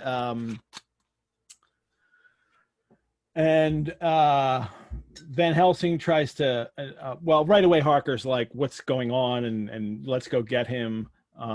But Van Helsing says no, and Van Helsing and I tried to calm them both, and the professor held up his little golden crucifix, and I guess, saying we're safe, don't worry. And Mina sees the blood. She's, crying again, unclean, unclean. I must touch him or kiss him no more. Oh, that it should be that it was I who am now his worst enemy and whom he may have most cause to fear. She's saying about herself, and her husband will fear her.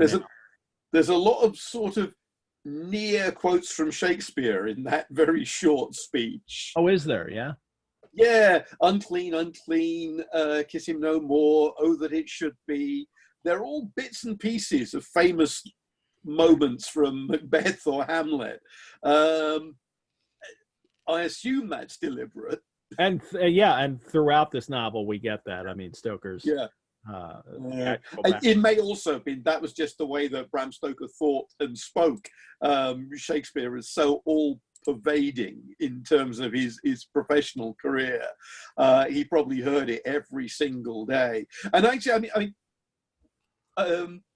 I don't have a relative who's a doctor, but what I did with Anno Dracula is I ran it past a school friend of mine who's a historian, and one of the notes he gave me back was pointing out that in the 1890s, educated people would refer to Shakespeare or classical literature or the Bible the way that we all throw around quotes from the Terminator or Reservoir Dogs. It's like it was their popular culture. It was where they got their lines from. People are always quoting stuff at each other, assuming that the people listening will just pick up on it and know exactly what they mean. Mm-hmm. And I think that, in Stoker's case in particular, it was Shakespeare that was imprinted on him. Especially with this theatrical background there, watching Irving do all these parts. But Jonathan says, and now Dr. Seward tell me all about it, and now we get this, the men have to now talk about what happened. And then they're all concerned in front of the woman who's been assaulted here. Yeah.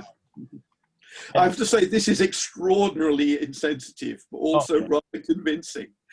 Yeah, because this is what they would do. But they do then give Mina her say, and they let Mina and what this is, I find this odd in a little bit, because we've had the exact description, and now we get Mina's impression of, and again, though, we get her recounting the scene that we've already witnessed. But first Arthur comes in and says that he discovers that Dracula has gone into the other room and tried to destroy all of their documents, burned all the cylinders of the phonograph, destroyed the manuscripts that were there. Luckily, he says, thank God there is the other copy in the safe, so they still have this record. But Dracula, recognizing that to win, I have to strike at the kind of document, the way that you're pursuing me, because he overheard all this. He was a bat at the window at the one time when they were talking, so he knows, and presumably now because he's psychically connected with Mina, he knows all about them, and knows the work that they've been doing. And then Arthur says the Renfield's dead. And then Art was keeping back something. Seward says, I could not but feel that Art was keeping back something. And I think that's referring in the next chapter with Renfield, right? Does Dracula go in and finish him off? I can't remember. No, he's just dead. So whatever Art is holding back, perhaps we'll discover later. Tucker, do you remember? I can't remember. I don't remember. I don't remember if it ever gets resolved. Oh, it's interesting. But, clearly, but clearly for me, another reminder that you guys need to stop holding things back, because that always leads to trouble. Mina gets to tell her story. I took the sleeping draft. but all these horrible fancies are coming on her mind, all of them connected with death and vampires, with blood and pain and trouble. She knows that something bad is going to happen, and clearly has been happening to her for the 2 nights previous as well. She sees the same thin white mist, but Jonathan is completely out. She can't even wake him. So again, this is clearly a power of Dracula. He can make other people, keep them in a stupor if he needs to when he's coming in.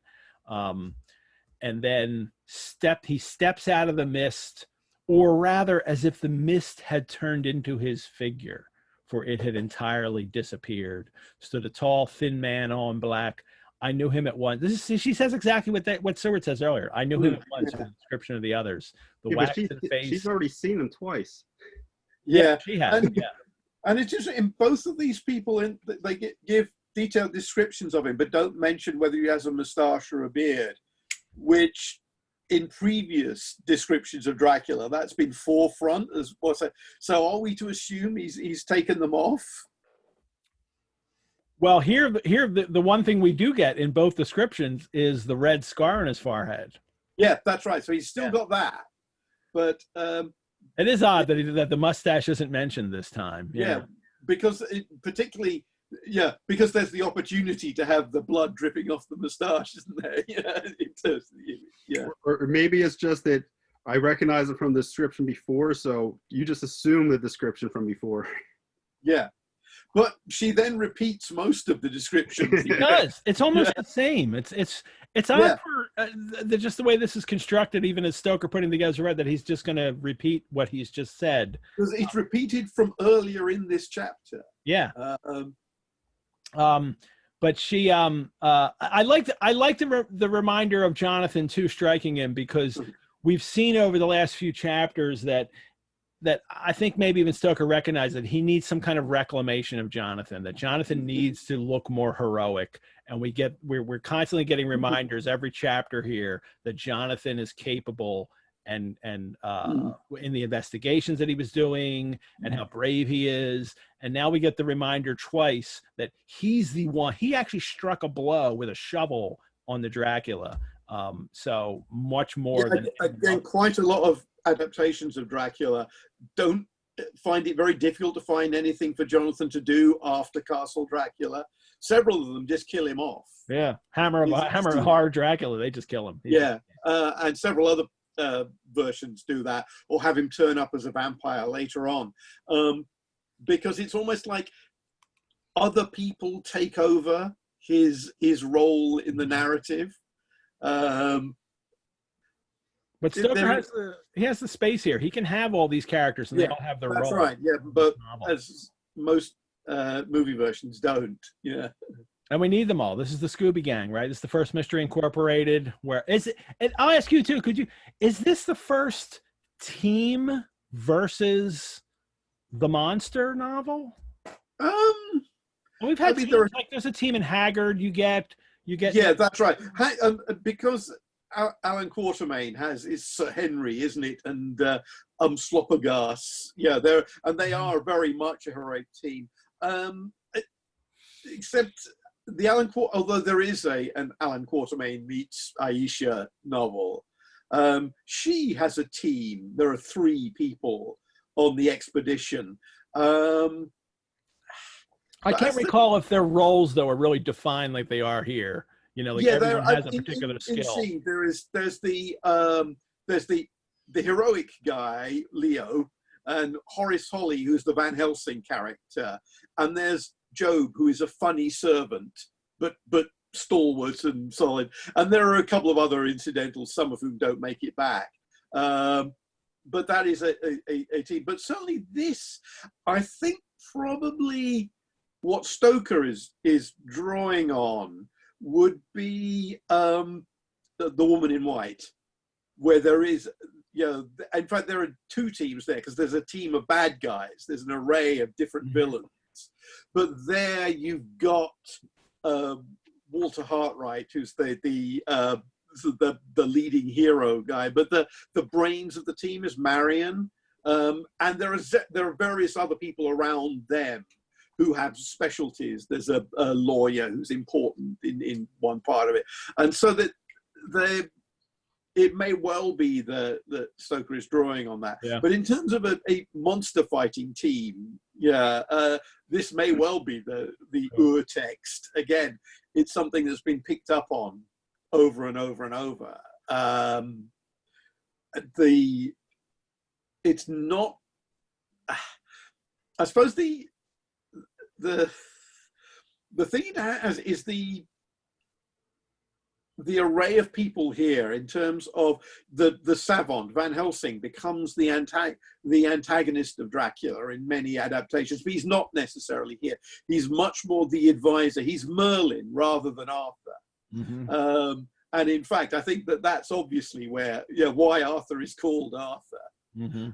Is that he's supposed to be that kind of a hero. I suppose the Knights of the Round Table are a team, aren't they? Or the Argonauts are a team. That's next chapter, when they all become knights and kneel down and do that. Yeah. I mean, and in fact, the Argonauts are in fact they're the other kind of team. They're a heist mob. And I'm sorry, that moment where she also notices the scar, I think, talking in the typescript, that's actually written in that was an added line, that she's also going to notice the scar and mention Jonathan in particular. Yeah. But here we go. We get Dracula's words again, this time through. So in fact, Dracula here threatens to kill Jonathan. Yeah. So silence. If you make a sound, I shall take him and dash his brains out before your very eyes. I have to say, anybody who uses very as a modifier is pushing it. Even in 1897, the blue pencil would have come out if I had written. I don't know. It's one of those things you think, no, just don't go there. I know Dracula is a melodramatic villain, and he's not speaking in his first language. It's still too much. Well, that is his threat here. And then with a mocking smile, he placed one hand upon my shoulder and, holding tight, bared my throat with the other, saying as he did so, and I love this because it's almost joking. It is joking. Yeah. First, a little refreshment to reward my exertions. All the slasher movies, all their quips. Yeah, Dracula he does a couple of other things. Some of his jokes aren't very good, which is, again, I think is interesting for somebody. There is a tiny thread in this novel of how pathetic Dracula is. The whole thing where he's wearing Jonathan Harker's straw hat, which doesn't suit him, and that bit where they break into his lodgings and find he hasn't cleaned his sink. There's a bit later on where he again, something that probably people need a footnote to explain, where he quotes an advertising slogan for Carter's Little Liver Pills. Mm-hmm. Which is like it's a sad dad joke. It's trying to impress people that he is up with the modern day stuff. But it's just sort of feeble. Yeah. Well, he's not feeble right here in this kind that he has, because this is really great. What comes up next now, this, and so you, like the others, would play your brains against mine. You would help these men to hunt me and frustrate me in my designs. You know now, and they know in part already, and will know in the full before long what it is to cross my path. They should have kept their energies for use closer to home, whilst they played wits against me, who commanded nations and intrigued for them and fought for them hundreds of years before they were born. I was countermining them. And you, their best beloved one, are now to me flesh of my flesh, blood of my blood, kin of my kin, my bountiful wine press for a while, and shall be later on my companion and my helper. You shall be avenged in turn, for not one of them but shall minister to your needs. But as yet you are to be punished for what you have done. You have aided in thwarting me. Now you shall come to my call. When my brain says, come to you, you shall cross land or sea to do my bidding. And to that end this. With that, he pulled open his shirt, and with his long, sharp nails opened a vein in his breast. When the blood began to spurt out, he took my hands in one of his, holding them tight with the other, seized my neck and pressed my mouth to the wound, so that I must either suffocate or swallow some of the, oh my God, what have I done? Great mocking speech from Dracula. And then also in the midst of it, that really romantic, blood of my blood, kin of my kin. Yeah, there's a bit of the Song of Solomon in there, but yeah. And there's a have you heard the I think Tucker had the Orson Welles yes, yeah.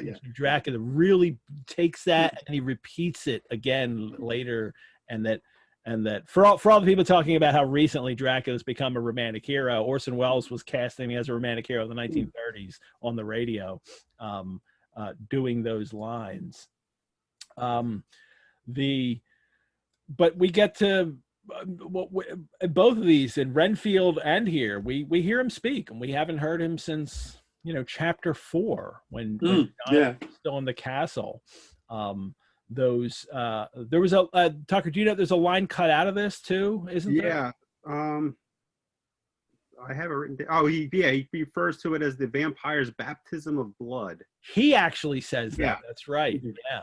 And then he takes that out, and later it's Van Helsing who calls that the baptism of blood. Like a few times later, he describes this incident. But originally Stoker was thinking that it was Dracula that would call it that. But, perhaps that was, again, an incident where he needs it to happen later, or through someone else. It's different when Van Helsing calls it that than if Dracula himself. Yeah, I personally think it works better out of Van Helsing's mouth. But it's but again, it's this, that it is a baptism of blood is this, we've seen this so much in this novel so far, that a subversion of a sacrament, that goes on, and just even drinking the blood is this perverse way of mocking the drinking of the blood of Christ that Dracula represents throughout this. So a chilling scene, and so rich with things about the guy who the book is named after, which they've been pursuing him all this time for, where we're chapter 21, so it was the first 4, so we've had 16 chapters without Dracula. To mention like, I see him over there, but and he comes on really strong, and he comes on twice. Renfield, now Mina. Like, I can imagine like this would have made more sense to drop into 2 chapters, like the chapter with Renfield, and then and in fact you get this sort of Rashomon thing, is you get 3 different people describe Dracula in this one chapter. 3 different people give you different takes on him. One of the thing that this multi-narrator version approach to telling a story does is it gives you everybody's voice except Dracula's. You have reported Dracula speech, but all you get from him are 2 basically really dull notes signed with a D. Yeah, that's all he says directly in the book. Everything else. And I don't think it's doing a sort of Rashomon thing of giving you a different Dracula. I think you are supposed to believe that these people are accurately quoting Dracula, but they all put a spin on it. I mean, I noticed that there's this next thing, which again I might have cut. It says, as she was telling her terrible story. Yeah, and so there Seward is telling you what to think about this story. And maybe Stoker is as well. Say if it's Seward, that's a character point and it's fine. If it's Stoker, that's belt and braces. It doesn't need that. It's a tautology. If it wasn't terrible enough when you read it, telling you it's terrible isn't going to change your mind. But it is a novel about multiple viewpoints, and absolutely, he's conscious that he's doing that all throughout. So Drac is back. He has returned to the novel, and now the big pursuit will begin, and this chapter ends almost well. The eastern sky began to quicken. Everything became more and more clear. Harker was still in quiet as the awful narrative went on. And we have arranged that one of us is to and it says his hair turned white. Yeah, his hair's from white. Yeah, hair whitening happened. Yeah. Flesh stood darkly out against the whitening hair. So and this is, I suppose, it's actually quite a nice parallel with Dracula growing younger. Yeah, his hair has gone from white to dark. I can't remember if Harker's hair color is established earlier in. I don't think it is. I don't think Stoker goes much in a way of describing anybody else in this book except Dracula, who is described over and over and over. But it is, again, it's the sense that Dracula has a physical draining and aging effect on people around him. Again, it's not many of the films do it. Keanu Reeves. They did it in that film, and they don't mention it. It's just suddenly he has white hair in one scene. Yeah, that's right. And what's more, there he has like the full white hair, doesn't he? Whereas here, at least, there's a certain whitening. There's a sense that it is that sort of shock. And it's a convention of ghost stories. You saw it quite often. The narrator who's had the terrible encounter in the haunted library reveals his hair's gone white overnight. Yeah, I think it does actually happen occasionally, but I'm not sure if it's actually a common symptom of people who've suffered terrible fright. But then again, this is terrible and supernatural fright, so anything goes, doesn't it? They actually use it. They actually, sorry. They actually use it in the first Nightmare on Elm Street movie where Nancy. Yes, that's right. The one streak of hair of gray hair. Yeah, I look 20 years old. yeah. Although you also see it occasionally in films, that bit of folklore of flowers withering when vampires walk past and all that kind of stuff. I think I like that, the sense that just their mere physical presence sort of ruins everything around them. Well, the chapter ends. We have arranged that one of us is to stay within call of the unhappy pair till we can meet together and arrange about taking action. Well, good. Finally, maybe have some real guard over people.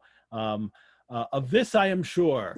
The sun rises today on no more miserable house in all the great round of its daily course. So, clearly we don't need a cliffhanger at the end of this chapter because what just happened in it.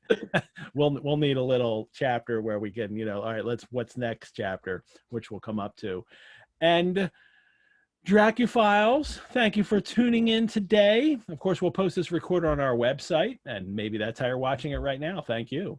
And we have a Sundays with Dracula Facebook group where we can continue the conversation. Look us up on Facebook and join in that conversation if you're not already there. I am always available to answer questions via email. It's epettit, P-E-T-T-I-T, @rosenbach.org. And don't forget to join me tomorrow night for Monday Drac Chat with Dracuphile Vanessa Cook. I can't wait for that. Remember to register for it ahead of time. It's Drac Chat is members and Dracula Club only, and you can only watch it live on Zoom as it airs at 6:30 p.m. EDT. We will not post the show after the airing. If you're looking for more virtual engagement, head on over to the Rosenbach website. Check out the other virtual offerings we have. If you sign up for Dracula, the Enduring Monster, one of those presentations, I would be more grateful than Renfield when he looked out and saw that swarm of rats in the moonlight all for him. Boy, that was great. Tucker, as always, thank you for being here today and for all your Freddies up there in the background. I love looking at all your Freddy Kruegers up there. That's not even a fraction. Yes. All righty. Kim, what a great pleasure. Oh, well, happy to do it. Thank you so much for talking about this. I mean, I have really enjoyed having your insights into not just this chapter, but all of Dracula that you've talked about today. So I look forward to reading even more and watching you more. Every horror documentary that comes on, I'm hoping you'll be in it, and you're in many, which is good. Yeah, I am. Yeah.